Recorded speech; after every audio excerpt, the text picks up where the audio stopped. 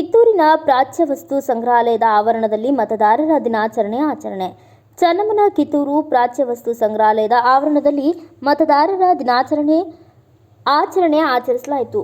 ಪ್ರಾಚ್ಯ ವಸ್ತು ಸಂಗ್ರಹಾಲಯದ ಸಹಾಯಕ ಕ್ಯೂರೇಟರ್ ರಾಘವೇಂದ್ರ ಅವರು ಮತದಾರರ ಪ್ರತಿಜ್ಞಾವಿಧಿ ಓದಿ ನಂತರ ಅವರು ಮಾತನಾಡಿ, ಪ್ರತಿಯೊಬ್ಬರು ಮತ ಚಲಾಯಿಸುವ ಮೂಲಕ ದೇಶದ ಸಮಗ್ರ ಅಭಿವೃದ್ಧಿಗಾಗಿ ಅರ್ಹ ಪ್ರತಿನಿಧಿಯನ್ನ ಆಯ್ಕೆ ಮಾಡುವುದು ಕೂಡ ನಮ್ಮೆಲ್ಲರ ಜವಾಬ್ದಾರಿಯಾಗಿದೆ ಎಂದು ಹೇಳಿದರು. ಈ ಸಂದರ್ಭದಲ್ಲಿ ಪ್ರಾಚ್ಯ ವಸ್ತು ಸಂಗ್ರಹಾಲಯದ ಎಲ್ಲ ಸಿಬ್ಬಂದಿ ವರ್ಗದವರು ಉಪಸ್ಥಿತರಿದ್ದರು. ಮತದಾನ ಮಾಡಬೇಕು ಅಂತ ಈ ಪ್ರೀತಿಯಿಂದ ಯಾವುದೇ ದಾಕ್ಷಿಣ್ಯಕ್ಕೆ ಒಳಗಾಗದೆ ನಾವು ಮತದಾನ ಮಾಡಬೇಕು ಅಂತ ನಾನು ಹೇಳ್ತೀನಿ.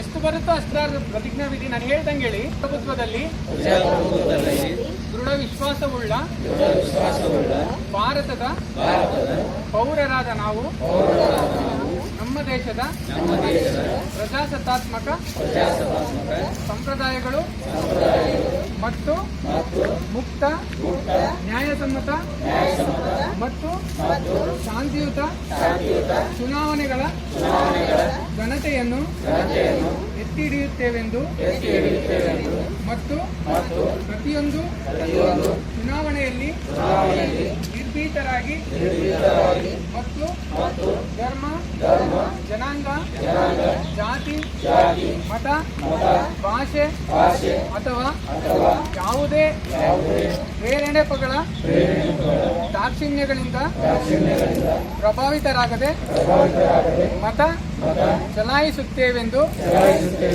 ಈ ಮೂಲಕ ಪ್ರತಿಜ್ಞೆ. Bureau report Basavaraj Bhimrani, Jagadish Kodli, Bharat Vaibhav news, ಚನ್ನಮ್ಮನ ಕಿತ್ತೂರು.